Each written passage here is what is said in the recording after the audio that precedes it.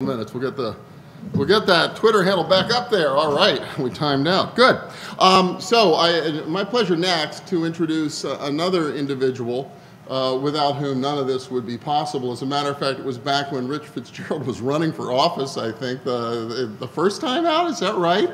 Yeah, he was running for office, and of course Tim, as Tim does, collared him someplace and said, we've really got to begin to deal with this issue of the disparity of economic opportunity between white and black Pittsburgh, and really white and minority Pittsburgh. And Rich stepped up and he said, yeah, when I'm in, that's what we'll do. And Rich has embraced this event from the very beginning. He continues to be with us here again today. Please welcome Allegheny County Executive Rich Fitzgerald.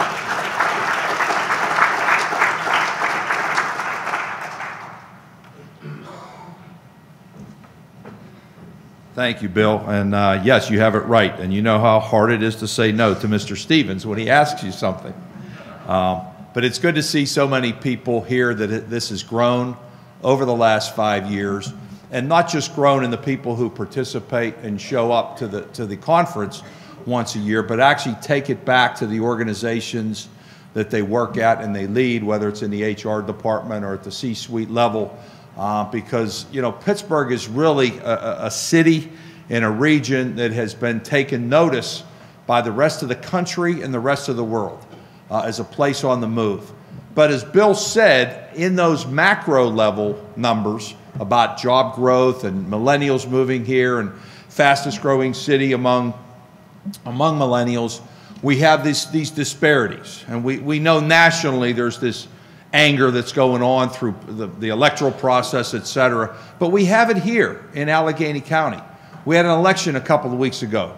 We all know that Mayor Peduto won by almost 70% of the vote. But we have 129 other cities in Allegheny County, and over 20 mayors got thrown out of office 2 weeks ago in Allegheny County. So it just goes to show there's still many places where things aren't going so well, and that's the work we've got to make sure that we do. And as the county executive leading a large organization of over 6,000 employees, we feel like we've got to lead by example. And I give that direction to County Manager McCain, and then he gives it to all the directors that we have. Laura Zaspel's here today, our HR director, our MBE, WBE folks are here, Ruth and her team, all working together to make sure that we lead by example. So I always like to come and report, and I want to make sure I have good numbers to report, and we actually do. So since I've been in office in year 6, we've hired 2,500 people, new people that have come to work for the county, replacing some of those folks, and over 25% of them have been minority hires, which I'm very proud of, because the population in Allegheny County being approximately 13%, we're well above where we are. And among females, 62% of those hires were females. So we're kind of balancing out now for years in which the female population was also underrepresented.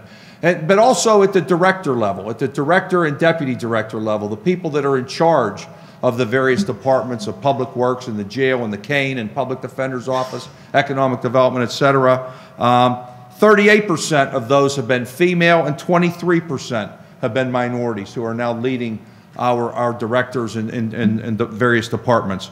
And then, of course, everyone knows about the boards and authorities that are appointed by the county executive, the Port Authority, the Airport Authority, the SEA, et cetera. And I'm proud to say that 48% of those appointments have been female and 22% have been minority. Again, we're above the threshold of where we should be. And I think Bill said it very well. If we're going to compete and we're going to continue to grow, we've got to reach out, and we need everybody's talents that are involved. Because the companies that I meet with on a regular basis, their biggest worry right now is, are they going to be able to find the talent that they need, knowing that Google and Uber and the energy companies and Shell and PNC and UPMC and all the great companies that we have are also going to be needing people over that time frame. So is Pittsburgh a good place to come when you're going to be competing? And I think we've got to meet that challenge. We've got to meet that challenge to say, yes,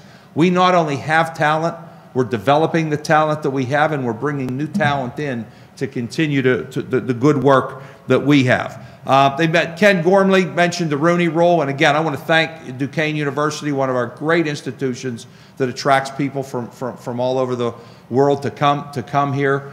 They adopted the Rooney Rule, as did we. When I took office back in 2012, we adopted the Rooney Rule as well. I think it's a great example, and then Mayor Peduto and I encouraged and sent a letter to all of corporate Pittsburgh to try to, replicate that and do the same thing. We've instituted Ban the Box, which is a kind of giving folks a second chance who have paid their dues and maybe did something in their youth that they not too proud of, but now they're mature, now they've grown up, they're ready to work and ready to roll up their sleeves.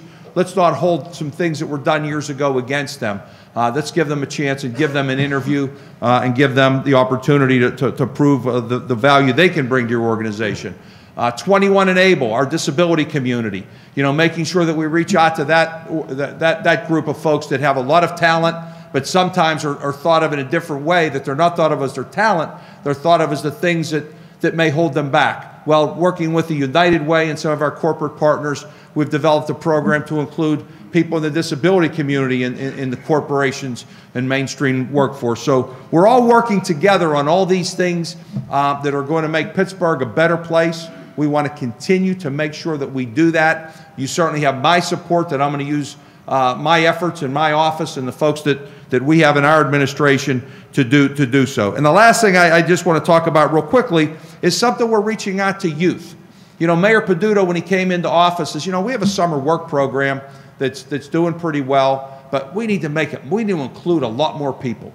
So he started a Learn and Earn program that we embraced and we joined into, and over 2,000 high school kids are able to work, and not just work picking up garbage in the parks and cutting grass, but working in our major corporations that I just mentioned, the Covestros, in the UPMCs and the Highmarks and the AGHs, our universities, et cetera. So we have now, put a program together where youth now have a summer-long internship program that they're heading on. So we've got to make sure not only the people that are in the workforce now have these opportunities, but we're preparing the future for that. So I want to thank Tim for his great work and his efforts. I'm always glad never to have to speak after him. I think I made that a part of the deal, that I get to speak before Tim because he's such a dynamic and robust speaker. Have a great conference. Let's keep up the good work. Thank you.